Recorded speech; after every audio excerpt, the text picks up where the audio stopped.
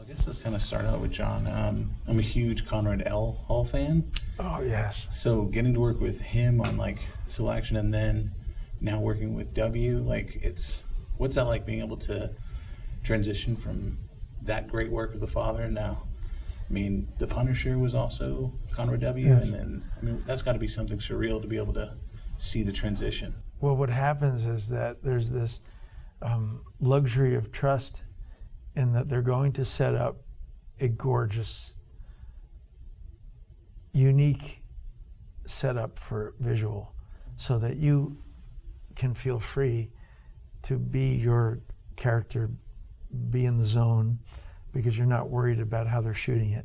And even if you feel like you need to tweak it, they're so great. Both of these guys are so great that you say, you know, I really want to do this bit over here, and if you're cutting it here, I won't feel free to do it. So we'll widen it, you know, or I'll move. When you do that, I'll just move over. Okay, good. So there's this this interaction of ideas and simpatico that visually you are going to be taken care of. And only the greats have that, you know. It's a rarefied thing, and he's definitely, both of them are the greats. So cool. I've got to ask, as far as this look, I think you found it online or something like that? I found the hair and the face and the up here look was all. What happened was this. So just so you can understand, is that we got the wardrobe down, the Hawaiian shirt, shorts, the singers. Like, cool. The backpack. I said, but what's he going to look like up here? I said, that's really important to me. So he said, well, how do you feel about a mullet? And I said, I don't know, mullet. I've never liked them in the 80s, really. But he said, you know, there's different kinds of mullets. I said, really? I said, I didn't know that. He said, yeah, look online. So there's like 100 different types of mullets. So I'm going, no.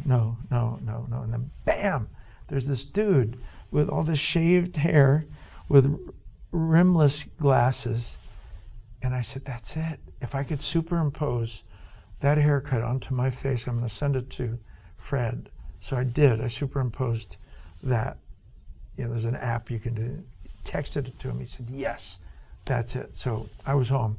And I know exactly what Moose was going to look like. Then I could get to work on the rest of him, which is his tics, his behavior, his walk, his talk, everything, his cadence. And that's the fun part, you know, baking the cake, you know, building a character, as my mother would say.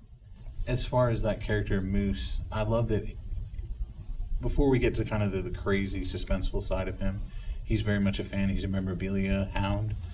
Has there ever been something memorabilia-wise that you've been presented with that was unique, or something that you had to sign that you were like, whoa, that's a bit of a hell yeah. thing. I just went to 3 Comic-Con type things. And every once in a while there'd be like this, I didn't know they made that, you know?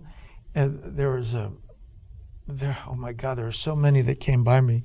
But even like a little tiny Pulp Fiction doll that was exact, you know, with a little... A little Vega, really? Yeah, like a little tiny Vincent Vega. You know? And then the surrealistic ones, you know, are popular. Or there'd be some obscure poster that I'd never seen from, you know, The Devil's Reign.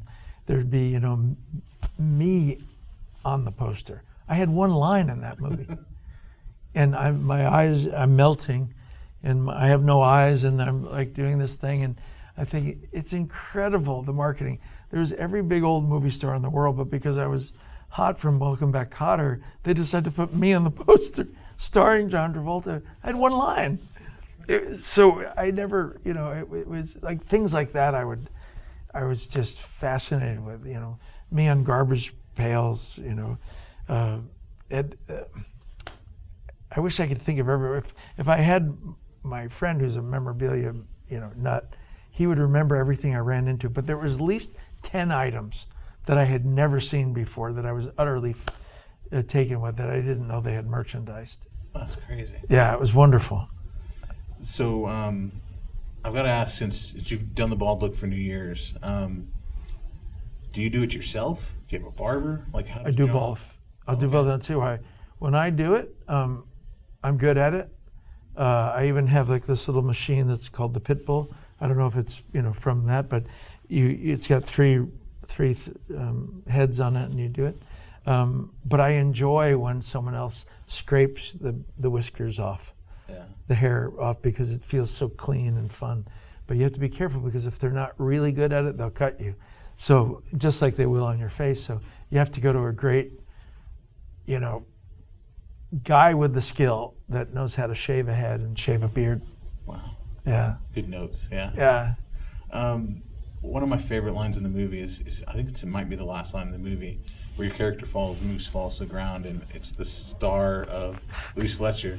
Was that in the script? Was that no, you? No, that was totally improv, because I think it was really Louise Fletcher in the thing, and I just, I can think as Moose. This guy, I can live in his world, and I know everything he'd say. So as soon as he said, I'm in character, and as soon as I said, bad nurse, not a good nurse. Even regardless of the distress he's in, he doesn't stop clocking film, celebrity identification of that. So it was an improv. I saw the star, it said Louise Fletcher, and I thought, that's what he would say. Oh, brilliant. Yeah. Well, thank you for doing that, because that was my favorite. I was like, wow, that's kind of meta right there. That was a moment right there. Oh, cool. Thank you. John, thank you so much. It's been a pleasure. Yeah, my pleasure. I appreciate it.